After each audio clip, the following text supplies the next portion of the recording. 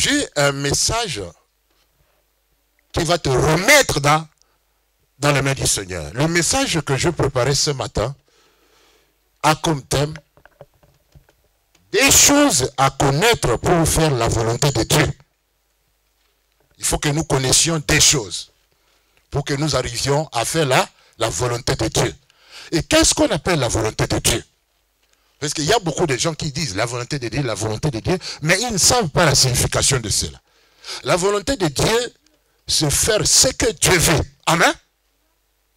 C'est tout court. C'est ça la volonté de Dieu. Au lieu de faire tes désirs à toi, mais tu accomplis les désirs de Dieu. C'est cela la volonté de Dieu. Parce qu'il y a beaucoup qui aimeraient satisfaire leurs propres désirs. Mais il y a quelqu'un qui nous a créés, il est au-dessus de tout. Notre vie dépend de lui. Et il faut que nous cherchions à faire ce que lui veut. Dans tous les domaines de notre vie. Puisqu'il y a des gens aujourd'hui qui voyagent sans chercher la volonté de Dieu dans leur vie. Oh, j'irai demain aux États-Unis, j'irai en Afrique, j'irai dans tel pays. Mais toi, tu ne sais pas ce que Dieu pense pour toi. Ta vie est entre les mains de Dieu. Il faut chercher la volonté de Dieu. Qu'est-ce que Dieu veut pour ce voyage? Est-ce que je dois y aller ou pas? Dans tout ce que nous faisons, nous devons chercher la volonté de Dieu. Même dans le mariage, quand tu arrives à l'âge du mariage, avant que tu te maries, il ne faut pas aller auprès de n'importe qui vient te demander la main. Dis, tout celui qui vient, je vais l'accepter. Non, il faut demander à Dieu. Il connaît tout. Pour mon mariage, qu'est-ce que toi tu veux? J'aimerais avoir ta pensée. Et Dieu, il va te diriger, il va te conduire, il va te donner l'homme de ta vie, il va te donner la femme de ta vie. Dans chaque chose, il faut chercher la pensée de Dieu. Même dans les études, il y a ceux qui vont faire le bac, ils vont terminer cette année ou l'année prochaine. Mais il faut demander à Dieu, qu'est-ce que toi tu aimerais, Seigneur? J'ai plusieurs choix devant moi, mais aide-moi à choisir le choix qui est meilleur pour moi. Si toi tu es de Dieu, tu demandes la pensée de Dieu dans tout ce que tu fais. C'est ça, c'est chercher la volonté de Dieu. Et quand tu es dans le plan de Dieu, si tu es dans la volonté de Dieu, tu vas voir que Dieu, il va te faire réussir. Si c'était en Amérique, on allait applaudir. Il faut que nous sachions chercher la pensée de Dieu dans toutes choses. Dans tout ce que nous faisons. Même pour le boulot. Tu pries pour que le Seigneur te donne un travail. Mais demande, Seigneur, qu'est-ce que toi tu aimerais que je fasse? Dans quel pays, dans quelle commune? Et Dieu, il va te diriger. Il va te guider, il va te conduire. C'est cela, chercher la volonté de Dieu. Le dernier mot appartient pas à tes parents. Le dernier mot appartient à Dieu. Parce que c'est lui qui t'a créé. Si nous avons ce souffle de vie, c'est Dieu qui nous le donne. Et nous devons suivre l'exemple de Jésus. Jésus, dans Jean 6, chapitre 38, quelqu'un nous lit ce verset. Lui, il nous a donné l'exemple. Lui, il est venu dans le monde pour accomplir la volonté de son Père.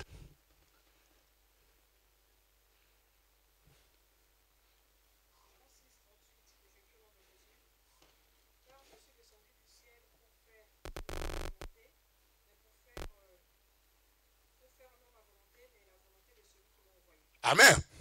Vous avez entendu? Donc, il faut que nous suivions l'exemple de Jésus-Christ. Il est notre maître. Et vous venez d'entendre ce qu'il dit dans la Bible. C'est notre livre de référence. Jésus dit qu'il n'est pas venu dans le monde pour faire sa propre volonté. Vous avez entendu cela? Mais il est venu pour faire la volonté de celui qu'il a envoyé. Lui, au moins, il a su ce qu'il devrait faire. Mais toi, tu fais des choses par ta propre volonté. Parce que tu dépends de toi-même. Tu penses que ta vie t'appartient à toi-même. Ta vie ne t'appartient pas. Ta vie appartient à quelqu'un qui t'a créé. Il est le tout-puissant, il est au-dessus de tout. Et avant que tu fasses quoi que ce soit, cherche la pensée de Dieu. Il ne faut pas, par après, regretter et tu dis, maintenant Dieu, fais-moi voir ta volonté. Non, avant que tu fasses quoi que cela, il faut d'abord chercher sa pensée. Il faut prier pour que lui te montre ce que tu dois faire. Dans tous les choix de ta vie, il faut savoir chercher la volonté de Dieu. Et moi nous aimerions suivre tous l'exemple de Jésus. Il a dit, moi je suis venu dans ce monde faire la volonté de celui qui m'a envoyé. Et toi, je te pose la question aujourd'hui. Qu'est-ce que toi tu fais comme? Qu'est-ce que toi tu fais dans la vie? Est-ce que tu es dans le plan de Dieu? Est-ce que tu es dans la volonté de Dieu? Il arrive parfois, nous nous fâchons de Dieu. Nous nous mettons en colère puisque je me suis engagé dans quelque chose et ça ne marche pas. Est-ce qu'avant que tu sois là où tu es, tu avais demandé la pensée de Dieu? Tu avais demandé la volonté de Dieu? Et que maintenant les choses ne marchent pas, tu commences à pleurer? Avant que tu choisisses n'importe quoi dans ta vie, si tu es chrétien, il faut savoir chercher la volonté de Dieu. Et quand nous sommes dans sa volonté, nous réussissons. Même si c'est difficile, mais il va nous aider à accepter cela. Voilà pourquoi il y a des choses à faire pour accomplir la volonté de Dieu. Jésus a fait cela. Et nous tous, nous devons le faire. Pour que tu fasses la volonté de Dieu, il te faut des choses. 1 Samuel 15, 22, la deuxième partie. Et Jésus a accompli ces deux choses-là. 1 Samuel 15, 22.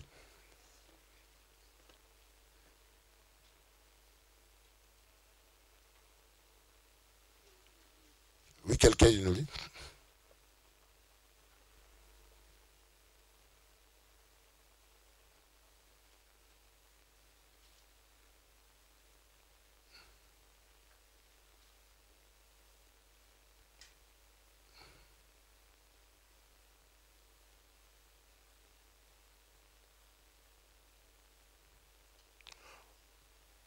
Oui, vous êtes là, quelqu'un nous lit, vite fait là.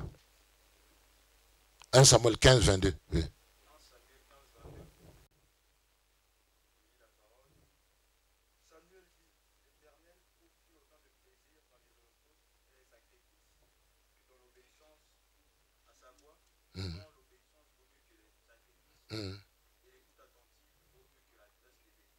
Donc il y a des choses dans ce verset-là, surtout à la fin, il y a l'obéissance et la soumission. Amen.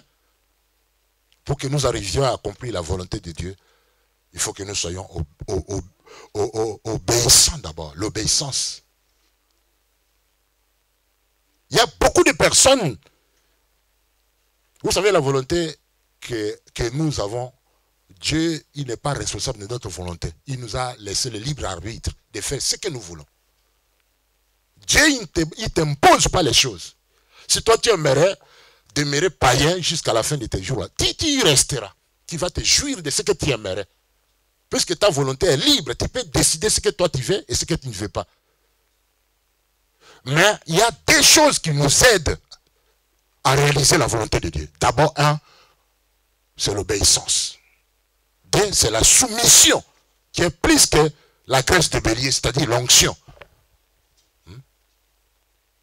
Jésus, pour faire la volonté de Dieu, il a obéi. Amen. Il a accepté. Et il s'est soumis. Il a dit, yes, j'accepte de faire ce que tu me demandes. Il y a beaucoup de personnes qui sont rebelles à la volonté de Dieu. Dieu lui dit, tu m'as demandé le mariage. Et voilà l'homme que je te donne. Peut-être l'homme là, il n'a pas un œil, il a seulement un seul œil. Mais toi, tu dis, comment il n'est pas beau? Amen. Moi, je ne vais pas l'accepter. Je prends plutôt au contraire l'autre là. Amen. Parce que tu es rebelle à la volonté de Dieu. Dieu sait pourquoi il te donne cette femme-là. C'est que tout ce que Dieu nous donne est bon. Amen. Il n'y a rien de mauvais. Dieu, il fait toutes choses pour aimer la sécurité. Tout ce que Dieu fait est bon. Amen. Ce que Dieu aimerait, il aime que nous soyons dans la joie. Mais il veut que tu sois là où il veut que tu sois. Pas là où toi tu veux que tu sois. Sinon tu n'auras pas la joie. Il y a ceux qui se sont mariés, mais ils n'ont jamais eu la paix durant tout le temps de leur mariage. Parce que peut-être c'est toi-même qui avais choisi. Ce n'était pas le choix de Dieu. Est-ce que tu m'entends? Nous, on a commis pas mal d'erreurs dans la vie. Et nous sommes en train de subir aujourd'hui. Parce qu'on n'a pas pu chercher la volonté de Dieu. Maintenant, tu grinces les dents. Maintenant, tu te fâches contre Dieu. Est-ce que tu avais demandé la permission de Dieu? Est-ce que tu avais reçu l'approbation de Dieu pour que tu sois là où tu es?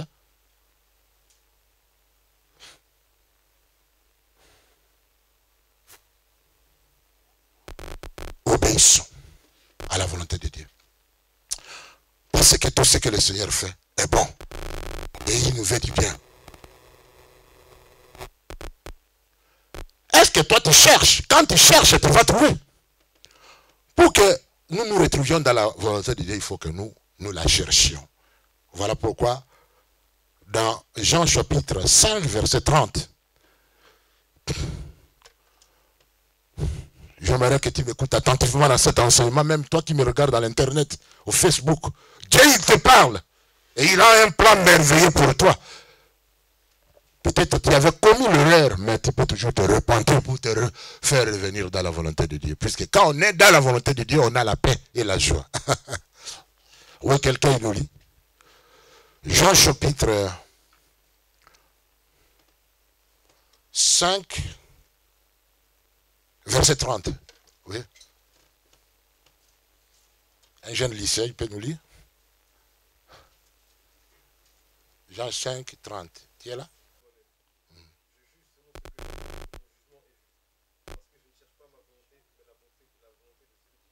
Oui, la dernière partie là. Parce que je ne cherche. Parce que je ne cherche pas ma volonté, mais la volonté de celui qui m'a envoyé. La volonté de Dieu, on la cherche. Est-ce que tu m'écoutes? Si tu la cherches, tu vas la trouver. C'est parce que toi, tu ne cherches pas. Tu te réveilles le matin et tu prends des décisions sur ta vie. Puisque toi-même, tu es le boss de ta vie. Mais comme Dieu t'a envoyé, comme tu es au fond de Dieu, il faut que tu cherches la direction. Il faut que tu demandes à Dieu, est-ce que réellement ce voyage que je veux faire est dans ta volonté, Seigneur, montre-moi. Est-ce que cette entreprise que je vais créer, elle est dans la volonté de Dieu, Seigneur, montre-moi. Est-ce que je vais m'engager dans ces études? Seigneur, qu'est-ce que toi tu penses? Je ne refuse pas que tu demandes l'avis des professionnels. Mais le dernier avis, c'est le Seigneur. Puisque toi, tu appartiens à Dieu. Celui qui cherche à la volonté de Dieu, il la trouve. D'ailleurs, vous, quand vous êtes encore moins de 18 ans ou de 20 ans, vous devez déjà préparer, chercher la volonté de Dieu pour votre mariage aujourd'hui, dans vos prières. Il ne faut pas attendre que dans des semaines, et tu commences à prier. On peut prier, chercher la volonté de Dieu, même 5 ans avant le mariage. Tu te prépares, tu pries. Moi, pour mes enfants, je prie pour eux. Aujourd'hui, pour qu'ils fassent la volonté de Dieu. Il y a beaucoup de parents, leurs enfants ont raté la volonté de Dieu. Puisque les parents, ils n'ont pas pu préparer leurs enfants dans leur prière. Et aujourd'hui, les enfants, ils se retrouvent dans des situations difficiles. Des enfants avec des enfants qui ont des enfants sans père. Amen. Et c'est triste.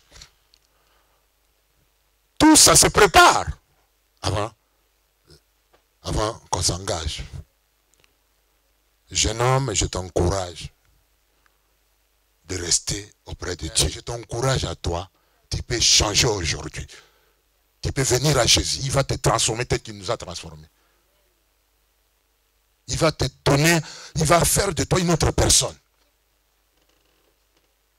Quand on cherche la volonté de Dieu, on la trouve. Il y a des gens, quand il a l'argent, Dieu le bénit. Et quand Dieu te donne l'argent, avant que tu utilises cet argent-là, il faut chercher d'abord la volonté de Dieu. Qu'est-ce que toi tu aimerais que je fasse avec cet argent? Mais il y a des gens, il a l'argent, il commence à dépenser. Il ne prie même pas pour demander à Dieu ce qu'il doit faire avec cet argent. Et quand tu vois qu'il te donne des sommes, mais tu n'as jamais réussi parce que tu ne demandes pas à Dieu ce que tu dois faire. Quand tu as l'argent, demande la volonté de Dieu. Qu'est-ce que toi tu aimerais que je fasse avec cet argent? Dieu va te donner les instructions. Il va te dire ce que tu dois faire. Et tu réussiras. Remets Dieu au centre de ta vie. Avant que tu fasses quoi que ce soit, laisse Dieu décider pour toi. Et tu réussiras. Cherchons la volonté de Dieu. Chez tous les plans de notre vie. Que Dieu soit le boss. Que toi tu dises, Seigneur, fais-moi voir ce que je dois faire. Utilise-moi. Et Dieu te montrera les chemins. Ouais, même Jésus lui-même a dit, dans Jean 4, 34, c'est un enseignement que je te donne aujourd'hui pour que tu te mettes entre les mains du Seigneur. Et c'est ce que toi tu dois dire également. Alléluia, merci Seigneur. Jean 4, 34. Jésus a dit, ma nourriture, son repas, c'est de faire la volonté de celui qui l'a envoyé. Écoute, beaucoup de personnes allaient venir aujourd'hui à l'église, ce matin. Venir à l'église, c'est également faire la volonté de Dieu. Mais il y a beaucoup qui ont changé leur vie, peut-être à la dernière minute. Puisque quelqu'un, il a invité quelque part, peut-être quelqu'un lui a promis une somme d'argent. Et à la dernière seconde, il a dit, je n'irai pas à l'église. La volonté de mon Père. Donne à Dieu la place qu'il faut dans ta vie.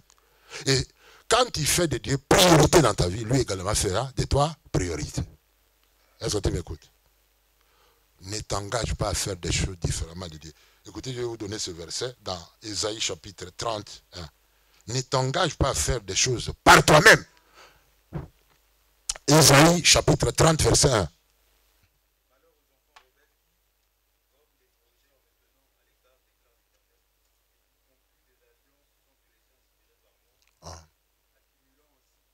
J'ai péché.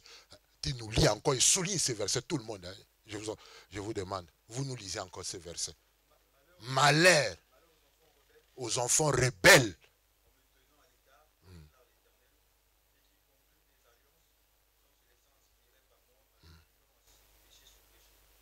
Qu'est-ce que Dieu aimerait que nous fassions de lui? Qui peut me donner la réponse selon ces versets? Oui. Oui. C'est confier à lui. Et qu'est-ce qu'il aimerait?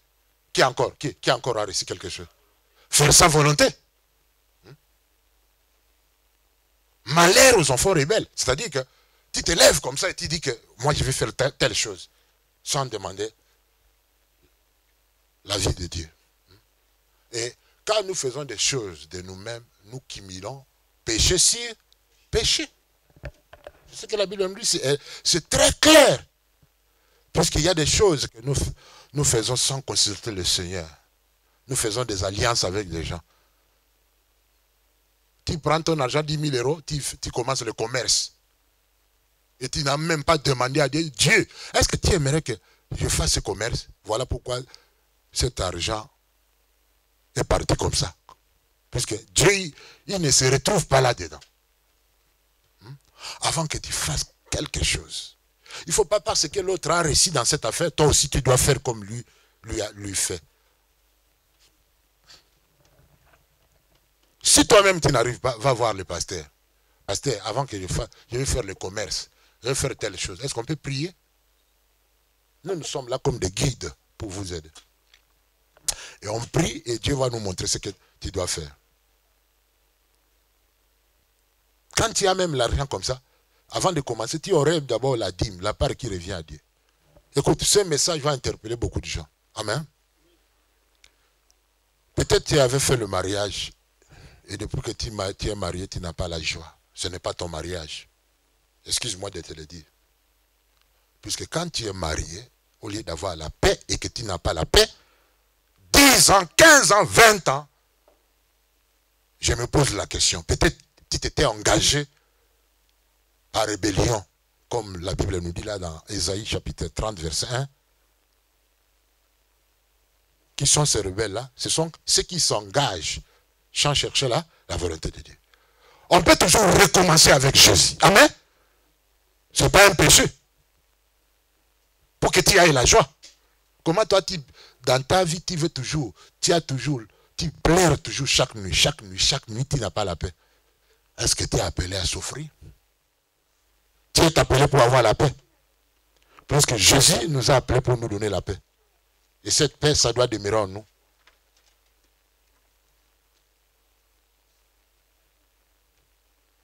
Durant toutes nos vies. Pour terminer l'enseignement d'aujourd'hui, nous allons terminer par un verset qui va être comme une prière pour nous. Je t'ai donné des choses que tu dois appliquer pour te remettre dans la volonté de Dieu, l'obéissance et la soumission. Mais pour terminer, nous allons faire la prière par les psaumes 143, verset 10. Quelqu'un, il va nous lire ces psaumes-là. Ça doit être ta prière même quand tu vas revenir à la maison. Avant que tu fasses quoi que ce soit, rappelle-toi de ces versets. C'est la prière. Psaume 143, verset 10. Enseigne-moi à faire quoi? Ta volonté. Car tu es mon Dieu. Et que ton bon esprit, c'est le Saint-Esprit, me conduise dans la voie droite. Tu as entendu? Chacun de nous ici a sa volonté à lui. Mais cette prière, ça va être la prière de chacun de nous. Pour que nous demandions à Dieu aujourd'hui de nous enseigner à faire sa volonté. Pas ta volonté à toi. Peut-être que tu étais dans ta volonté, mais à partir d'aujourd'hui, tu vas demander à Dieu de t'aider à faire sa volonté. Parce que quand on fait la volonté de Dieu, on a la joie, on a la paix. Même si ça dure, même si c'est difficile. Mais si tu es dans la volonté de Dieu, il t'aidera à surmonter les obstacles. Voilà ce que doit être notre prière ce matin. Nous allons d'abord nous repentir, à demander pardon dans pas mal de choses que nous nous sommes engagés avec rébellion, sans consulter le Seigneur. Et maintenant, nous allons revenir à Dieu pour lui dire, Seigneur, je t'en supplie, à partir d'aujourd'hui, enseigne-moi à faire ta volonté et à demeurer dans ta voie, dans tout ce que tu fais, avant que tu fasses quoi que ce soit. Même si les amis vous donnent des avis, vos parents vous donnent les avis, mais il faut que toi-même, tu te fermes dans la chambre et tu pries, Seigneur, dans mes études, dans ma vie, enseigne-moi, Seigneur. Vous allez voir que tu vas sentir la paix dans ton intérieur. Quand tu t'engages dans la chose que tu as demandé à Dieu, tu sauras que, cette fois c'est le Seigneur qui me conduit. Amen. On se voit souvent au lycée et c'est pas du tout le même pasteur. Il est très calme, posé dans son coin et il est d'un élève, un camarade de classe. Et je suis vraiment choqué de le voir comme ça, de le voir vivant et qui parle pour Dieu comme ça. Mais je trouve que c'est pertinent parce que personnellement ça m'a inspiré et le message d'aujourd'hui m'a énormément touché. Et je suis vraiment d'accord avec lui dans la volonté de Dieu parce que j'ai rencontré Dieu il y a 2 ans précisément. J'ai vraiment commencé à le suivre il y a 2 ans et c'est énorme ce que Dieu a fait pour moi. Il y a des moments où j'ai été dur, ça a été dur dans ma foi, je suis jeune, mais je pense que quand Dieu touche, on peut vivre des choses énormes, qu'on soit jeune, adulte ou petit. Je ne sais pas si vous êtes d'accord avec moi. Mais par exemple, l'exemple le plus récent que j'ai, c'est l'année dernière, je me suis lancé dans de la boxe, un sport de combat. J'ai essayé de glorifier Dieu avant mes combats, etc. Je ne savais pas si c'était sa volonté, mais il y a des circonstances qui ont fait qu'on est parti dans un championnat, un très grand championnat, et c'était la dernière fois que j'allais voir ma prof de boxe. Une prof qui m'a énormément apporté et qui m'a fait vraiment beaucoup de bien. Et le cadeau qu'elle voulait le plus, c'était qu'on remporte ce championnat. Donc on a passé des phases de qualification dures, serrées, mais dans la foi, j'ai réussi à persévérer. Que ce soit sur le ring ou en dehors du ring. Mes amis m'ont aidé et ils étaient là pour moi. Je peux que les remercier. Et un jour, c'était mon dernier combat, le dernier tour. J'ai demandé à Dieu, je savais que l'adversaire d'en face, il était plus fort que moi. Il était plus technique et s'est entraîné beaucoup plus que moi. Mais j'ai demandé à Dieu, j'ai dit Seigneur, aide-moi parce que je sais que je peux rien faire. Je ne savais pas si j'allais gagner, je ne savais pas ce qui s'est passé, mais ce jour-là, j'ai remporté. Et pour moi, c'était... Merci. Et vraiment, ce jour-là, j'ai su que c'était pas moi qui avais eu la force, c'était pas moi qui ai eu la volonté, c'était Dieu qui m'avait touché. Et pour moi, c'était pas qu'une victoire sur un ring, c'était aussi une victoire dans ma foi. Et grâce à ça, Dieu m'a fait marcher sur toute chose. Non. Dans presque un mois, ça va faire 1 an que j'ai donné ma vie à Dieu. Le 1er mai, mon passé, je suis pas la fille d'aujourd'hui. Hein. Je donnais beaucoup de problèmes à mes parents. Tout le temps convoquée à l'école, j'ai failli me faire renvoyer de l'école. J'ai eu des mauvaises fréquentations. Et un jour, il y a une phrase de mes parents qui m'ont changé parce que normalement, je suis tout le temps habituée à me crier dessus, mais ce jour-là, ils m'ont juste dit « tu me déçois ». Et là, je me suis mis beaucoup à pleurer. Et il y a toute ma famille qui a parlé. Et un jour, je me suis confiée à Dieu.